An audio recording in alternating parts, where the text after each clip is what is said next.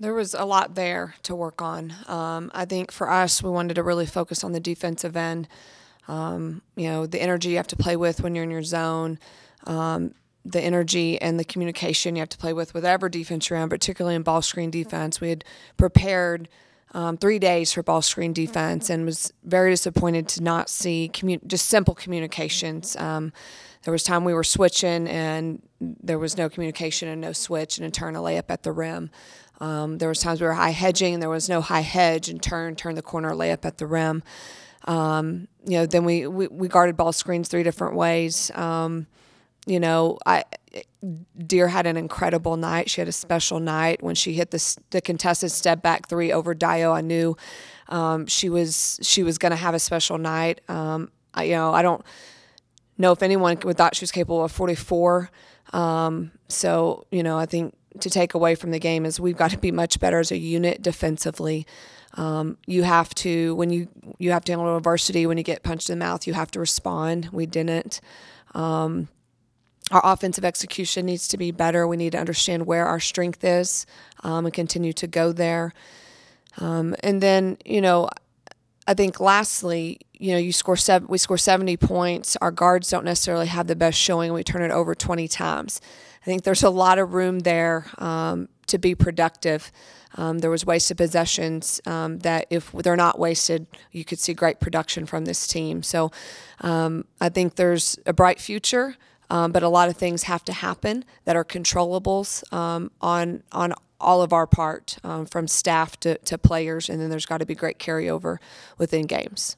I know you mentioned the offense. I guess how do you feel Jada kind of stepped up? It seemed like she was very efficient from the field, made the free throws when she needed. She was really efficient. I think she had 22 or 23 in 22 or 23 minutes, and I think 10 for 13 from the field. I think Jada's been really consistent for us this year. Her practices have been very consistent. I expect her to have a great senior year because of her consistency and her preparation and her growth in that area. So excited to see that. We've got to have more come with her and more show up. I do think there's still more times I think Jada could be more aggressive in posting. I'd like to get her more touches, even than she got, and she'll have to continue to work for those. But definitely, proud of the growth she's had since she's been here. I guess, like you said, if you're able to pass the defense, you have 4 players in double digits. You kind of feel like that's going to really offset once you do get that defensive effort. Yeah, I think defensive effort and execution. I think taking better care of the basketball and execution. 20 turnovers is way too many, and I think if those two things improve and get corrected, right, this team has a chance to be good as a unit. Do you feel like Florida A&M is a little bit different, where they might be high-low compared to maybe this guard-oriented Florida State team, or I guess what have you kind of seen? Yeah, they're really, really athletic.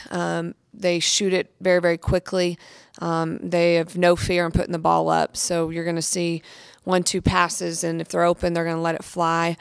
And they have the ability to really get to the rim. They do have a big player inside that they'll go to. She's a nice player. So they have a little more size inside, but I would say they're still guard dominant, and that they want to really spread you out and attack you. They want to turn you over. They want you to play at a really high pace and get you sped up. So it's important to have discipline against them. Coach, you've hit on the turnovers a couple times. Why do you think it was such a problem in this game? Was it just because it was the start of the season, or what do you think the main reason was there? I think there's a lot of reasons you turn it over. We were rattled. We were a little bit, I think, taken aback by Deer and their ability to just really make shots and make plays, and her speed, and just she was on fire, and we just didn't respond really well to that. And she's not the only one that scored on us. I mean, the Holly twin turned the corner on us, and and they came to play. And you tried telling your kids that, right? That it doesn't matter what they've done in the past, or these kids are coming in. This is their Super Bowl. This is their chance to upset a Big 12 team. And if you're not ready to go, right, that can happen. And that did happen. And why we turn the ball over, there's a lot of reasons. We're not being patient enough on offense. We're not being sharp enough on offense. Are we mentally focused when those turnovers happen? I mean, typically not. When you throw it out of bounds or dribbles off your foot, or you got to value the basketball. You got to mentally prepare for ball games. There's accountability there. There's a chance to really grow up and learn from getting embarrassed. That you have to respond to. And, if our kids do that, then there's great value from that. Something I asked the players was about the energy you're saying was lacking. With an 11 a.m., that can always be a concern. But with the kids coming in, how do you think that will balance out? Do you think those will kind of cancel each other out, or do you think they can really take from these kids, or just from the loss itself? I love Education Day. I think it's one of the best days. I think the kids are incredible. The environment is incredible. But when you are 18 to 22 years old and you're playing Division I college athletics, your energy must come from you, and it must show up every single day. Whether you're at a 7 a.m. practice or 11 a.m. game or a 7 p.m. game or a 10 p.m. game, right? That is a controllable, and that is internal. It's intrinsic, and it has to come from within. If we go up and down with our energy based on how many fans are in the stands or where we're playing or what time we're playing, then we're not going to be very good.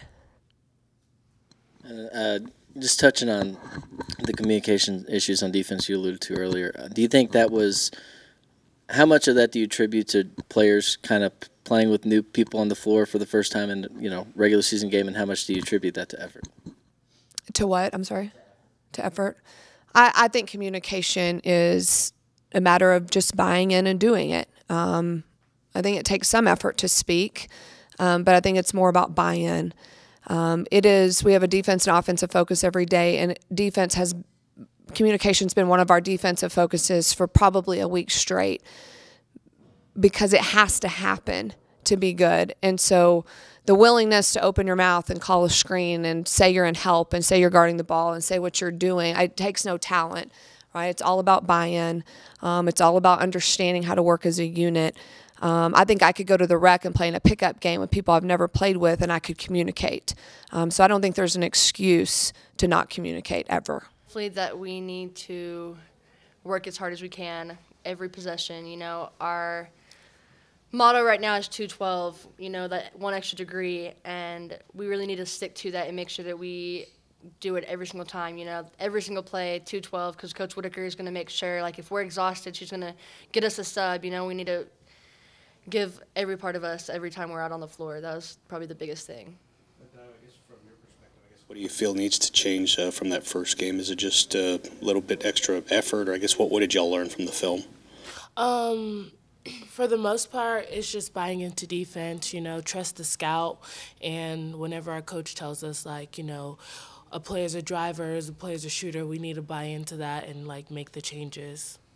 I guess just for both of you, and I'll pass the mic off, but I guess just to take that first season opening loss, is it really a reality check for y'all, or was it just something to kind of make you work harder? I guess how did y'all kind of take that? I mean, definitely it did push us more.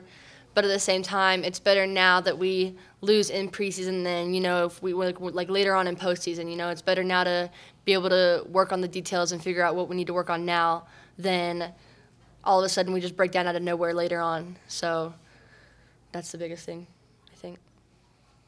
I guess, do you guys feel this, either of you guys, but do you feel like defensively you need to work more? Is it more so just communicating kind of where the slides need to be, where the help needs to come from, or is it just players kind of trying to figure out within the system, new group of players, kind of what their role is? I actually think it's both. I think, we just need to work on defense as a whole and be the best defensive team that we can be. I mean, we have the length and we have the size to be able to stop people. We just got to put in the effort and work harder. So with tomorrow's game being at 11 with the kids here and everything, how do you guys kind of, this is for both of you, just balance, both there's going to be a lot of energy from the kids, but it's also early in the day. How do you come to that game compared to all the others, because it's more of a unique atmosphere? You got it. I like the kids there. You know, when we have a big support group like the kids, they cheer, they yell. You know, we feed off of that energy, which gets us awake, which gets us hype and ready for the game. I agree. Last year was our game against Houston, and I feel like we had a really good start against Houston last year, even though it was at 11. But, you know, just all the kids and all the energy they give us, I feel like it really pushes us to do better and gives us that extra spark at an 11 a.m. game.